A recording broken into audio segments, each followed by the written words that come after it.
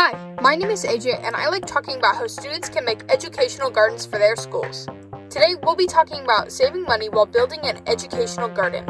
I'll be going over 3 quick and basic tips I use to keep our garden as affordable as possible without sacrificing quality and longevity. My first tip is about sourcing dirt. Buying dirt in bulk from a local landscaping store can be much cheaper than buying dirt from a large retailer. While prices vary and methods of delivery and transport vary by company and location, buying dirt this way may be a way to save some money. If you're unsure, call your local landscaping companies and ask for their pricing based on how much dirt you need, and what type you need according to the plants that you're growing, of course, and compare the prices to other retailers.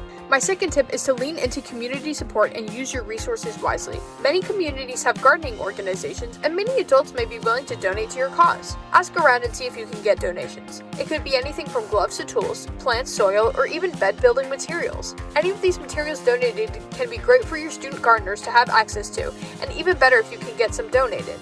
My third tip is about saving money on paint. If you want fun designs on your beds but want to save money, only buy 4 cans of paint: red, yellow, blue, and black, with white being your sealant base coat. You can mix these colors outside of the cans to make all the colors you need for potentially less money. However, this tip does require some artistic skill for mixing paint and some math to ensure you'll have enough paint to cover the area you want to. This video was short and I plan to add more tips on club funding in the future. For now, thanks for watching and happy gardening!